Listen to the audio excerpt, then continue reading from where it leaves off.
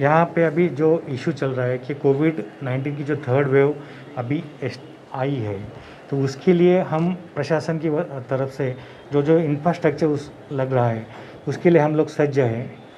जो बेड्स की संख्या है वो भी 2880 इतनी है।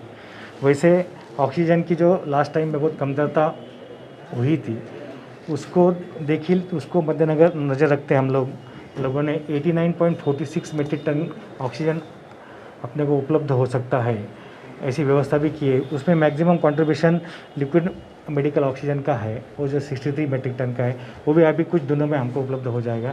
लेकिन कोविड-19 की जो सेकेंड वेव थी, वहाँ पे मैक्सिमम हमको 25 मीट्रिक टन का ऑक्सीजन लगा था, तो अभी उससे ही ज़्यादा हमारे पास ऑक्सीजन अवेलेबल है। बेड की संख्या भी उपलब्ध है, वेंटिलेटर्स अवेलेबल है और सब इंफ्रास्ट्रक्चर हमारे पास उपलब्ध है। सर सेकेंड वेव में हम लोगों ने म्यूनसिपल के अलावा भी प्राइवेट हॉस्पिटल से टाइप किया था, तो क्या इस बार भी हमारी ऐसे तैयारी है अगर 2800 बेड से ज़्यादा हमको अगर ज़रूरत पड़ती है? प्राइवेट किस तरह से उसको जो 47 से भी ज़्यादा प्राइवेट हॉस्पिटल्स है, वही उनको सब हम कोऑर्डिनेट कर रहे हैं। वहाँ पे उनके यहाँ पे वेंटिलेटर, नॉन वेंटिलेटर के बेड कितने, ऑक्सीजन के कितने बेड्स है, आईसीयू के कितने, वो सभी जानकारी हम लोगों ने ले ली है। सर पिछली बार ऐसा हुआ था कि प्राइवेट हॉस्पिटल ने अपनी मनमानी करके बहुत से लोगों को बहुत ज़्यादा बिल दिए थे। नहीं, उसके लिए कंट्रोल करने के लिए हमारे पास क्या व्यवस्था है? जिन प्राइवेट हॉस्पिटल्स ने ज़्यादा बिल दी, उसके लिए हमने ऑडिटर को नियुक्त किया है। वो जिनके बिल ज़्यादा हुए, जिनकी कंप्लेंट भी आ रही है, और वैसे क्रॉस इंस्पेक्शन भी हम लोग कर रहे हैं। जहाँ पे ऑक्सीजन की ज़रूरत भी नहीं होती, लेकिन प्राइवेट हॉस्पिटल्स लगा रहे हैं, तो वो भी हम लोग क्रॉस इंस्पेक्शन कर रहे हैं। हमारे स्टाफ जा रहा है, मेडिकल का स्टाफ भी जाके वेरिफिकेशन कर रहा है। और बहुत सारे जगह पे जहाँ पे ज़्यादा बिल रुग्ण या पेशेंट के पास से लिया गया था, वो भी उसमें भी कटौती करने के लिए कर रहे हैं हम लोग। जानकारी होगी कि म्यूनसिपल कॉर्पोरेशन एक नई म्यूनसिपल कॉर्पोरेशन हुई है, और यहाँ पर बहुत सारी ऐसे चैलेंजेस क्या है जो जिस पे आप प्रायोरिटी पे ध्यान देंगे?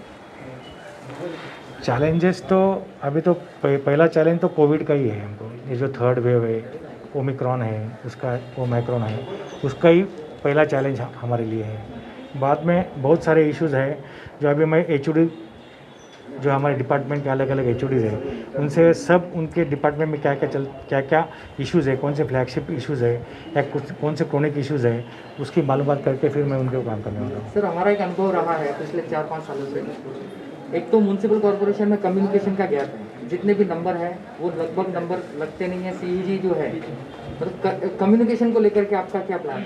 क्योंकि म्यूनसिपल कॉर्पोरेशन ने 1300 रुपये भर करके हेल्पलाइन नंबर टोल फ्री जारी किया है। उसमें भी मैं आप अभी जो बात कर रहे हैं, उसमें अभी देखता हूँ मैं कि जो टोल फ्री नंबर है वो कैसा ऑपरेट होता है। वो हो ही नहीं रहा है। हाँ, तो उसमें कैसा सुधार लाएंगे तो डेफिनेटली वो आ जाएगा। उसकी बिलिंग तो जा रही है सर, बट कोई रिस्पॉन्स नहीं आता वहाँ। CUG के ऊपर बहुत खर्च हो रहा है। मैं उसका, लेकिन अधिकारी जनता के संपर्क में बिल्कुल रहना नहीं। उसकी मालूमात मैं ले लेता हूँ। अभी मेरा आज ही पहला ही दिन है। तीसरा सर, टाउन प्लानिंग को लेकर के आप सिडको में भी रह चुके हैं, मेरा यहाँ पर टाउन प्लानिंग का बहुत बड़ा इशू है। मेरा कहना ऐसा कि एक बार मुझको सभी डिपार्टमेंट की मालूमात हो जाने दो, उसमें थोड़ा टाइम लगेगा। I will get back to you. Sir Vasai Virar के कई प्रभाग में अवैध बांधकाम सर ज़्यादा है, उसके ऊपर कैसे डील करेंगे सर?